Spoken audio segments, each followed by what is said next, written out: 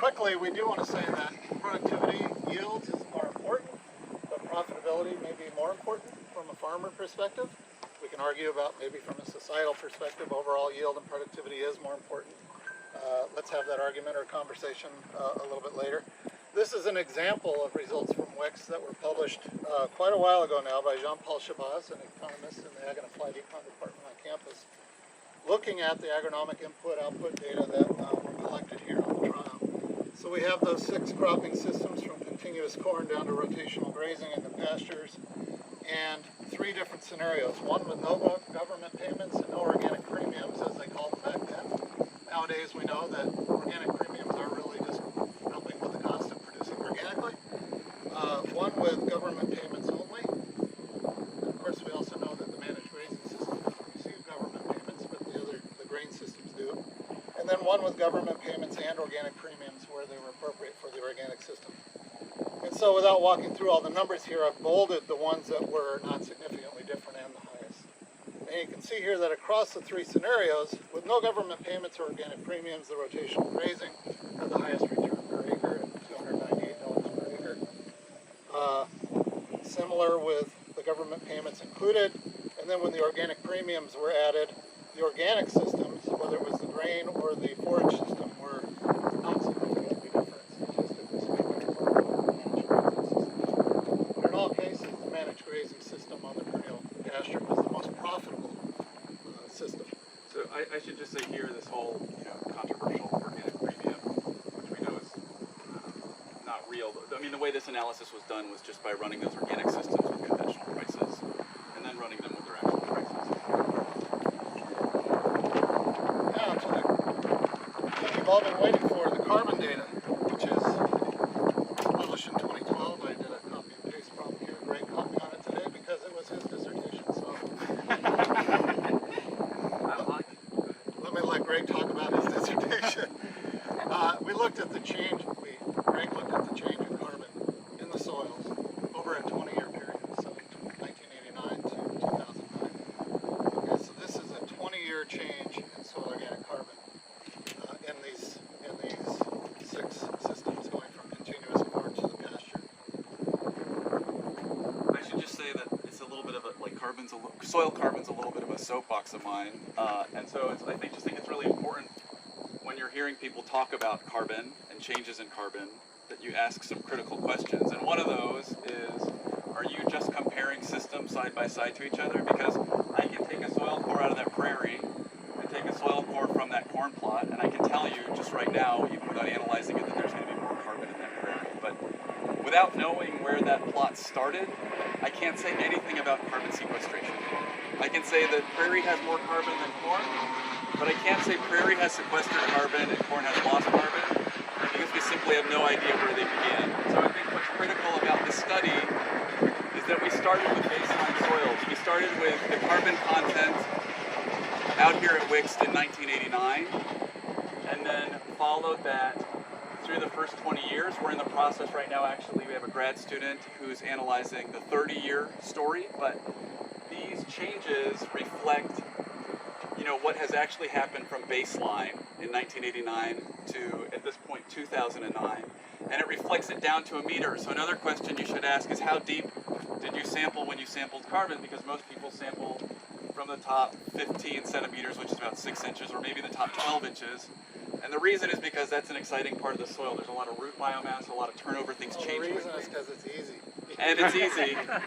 And it's easy, but stuff is happening below there. And certainly what we found in a lot of our systems is that carbon was stable or accumulating in surface layers, but those gains were offset by losses at depth. So there's a couple critical pieces when people start throwing carbon sequestration at you that I just want you all to ask. If you have an afternoon to spend, ask Greg about methodological considerations of carbon analysis. Yeah. Super exciting and super interesting. The integrated takeaway, though, of these results is that all of the grain and forage systems, except for the cool season pasture, lost a significant amount of soil carbon over that 20-year period here at WICST. So the way that you'd interpret the graph here, right, is that this is zero change. The These are confidence limits, so if those confidence limits overlap with that central bar, we would say it's not significant. Like right here. Like right here. And these are then just the mean values. So you can see the grain systems lost the most over time, regardless of whether it was conventional, these two white ones, or organic. And the forage systems lost less, but they still were significantly losing carbon. And the pasture system, neither gained nor lost, it held on to whatever it had to begin with. Now, as Greg said, the depth of sampling is really important. When Greg broke that down into the surface horizons, the pastures were gaining significantly. But when he added in 30 to 90, 30 to 100 centimeters, they were losing carbon, even below those pasture grasses. So that when you integrate that and sum up what's happening over the whole soil profile, they were holding on to what was there. And this is a really important consideration, that the depth of sampling is critical to understanding whether or not the system is actually a carbon sink or a carbon source. How do you know a meter is the proper depth to guide? I think, most soil scientists would say that if you can, you should try to sample to rock. And so here, we don't have a core. I mean, I should say in some places we do hit not just glacial till, but there's limestone underneath these silt. These are silt loam soils. There's about a meter deep lust cap. And so with 90 centimeters, we get the vast majority of it. Sometimes we actually hit it. Sometimes we're a little bit shy. But if you were in deeper lust soils, like out near the Mississippi River, if you really wanted to capture it all, you would try. And there's an argument to be made that the deeper you get, the more stable kind of biogeochemistry in those soils become because it becomes cooler and wetter. But with a changing climate and soil temperatures warming, there's certainly things that are happening. And that lower portion of the soil, even though the concentration of carbon isn't so high, the quantity of soil is greater, and so there's actually a pretty huge stock down there. So, what were the tillage practices on each of those, and were there any cover crop practices? Yeah, so this is historically the core systems. So the organic has a cover crop, but that cover crop is coming in after wheat. So from soybeans to wheat, there's a tillage practice to prep for planting wheat. And then in both corn and soybeans, we cultivate, right? So this is kind of classical organic management. We can talk about that more too, because we've got a lot more going on here with respect to that. This is no-till. So that's lost in a no-till system, or a minimally tilled system. This is conventionally tilled corn, so perhaps it's not surprising that it's lost the most. These forage rotations, there's no tillage in the alfalfa phases. The organic is tilled in the corn phase to cultivate for weeds. And then, of course, pasture, actually, unless Janet can correct me, I haven't done any renovation on the pasture since I've been managing it, which started in about 2012, and nothing before that. So. And then how do you measure carbon? Is it just organic matter levels? Is that how you do it? No, we actually take soil. This is the afternoon conversation.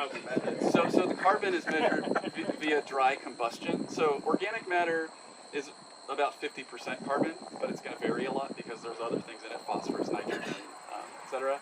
And so we take the soils, we sieve them through a 2mm sieve to remove as much coarse plant material, and then we actually have dedicated undergraduates pick as much additional plant material as they can see out of them. And then those soils are powdered, and they're run through a dry combustion analyzer, which combusts the whole sample, and then it actually detects the amount of carbon dioxide that's involved. And so dry combustion is the gold standard for measuring carbon right now. Organic matter is tricky because not only does it measure the organic matter in the soil, it's based on loss on ignition. So you basically put soils in an oven, turn the temp up, and everything that's not mineral combusts. And that includes water that's trapped in the clay, and so you overestimate. And then there's variability depending on the mineralogy in the soil.